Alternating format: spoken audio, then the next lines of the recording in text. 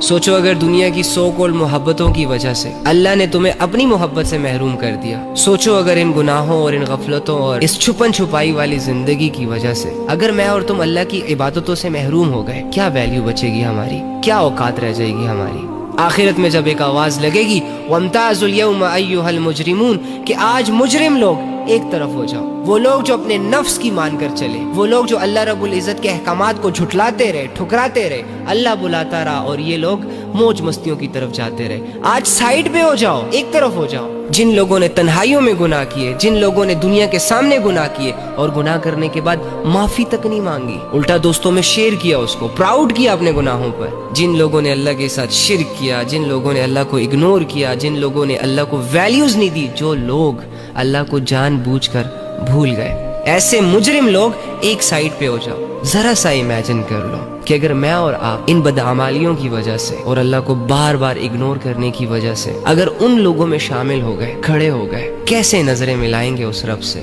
جس رب کو ہم مانتے ہیں، جس رب کا ہم نے کلمہ پڑھا ہوا ہے، جسے ہم اللہ کہہ کے پکارتے ہیں؟ اگر تمہارا رب تمہیں آخرت کی ناکامیوں سے بچا رہا ہے، اگر تمہارا رب تمہیں ایک جنت کے حوالے کر کے ہمیشہ ہمیشہ کی زندگی میں ایک بادشاہت دینا چاہ رہا ہے، تو مجھے اور تمہیں کس چیز نے دھوکے میں رکھا ہوا ہے؟ آخر دنیا کی ایسی کون سی چیز ہے جو اللہ سے زیادہ ضروری ہے؟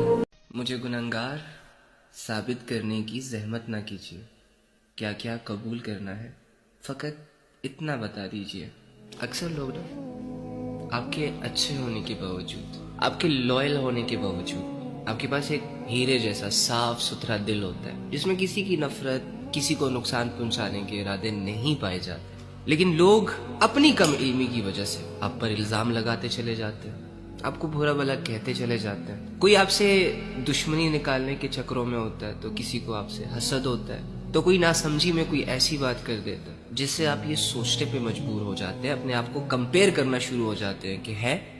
یہ سامنے والا بندہ تو میرے بارے میں ایسا کہہ رہا ہے لیکن میں تو اندر سے ایسا نہیں ہوں، یہ تو مجھ پہ یہ الزام لگا کے چلا گیا کہ تم نے یہ کیا لیکن میں نے تو ایسا کچھ نہیں کیا،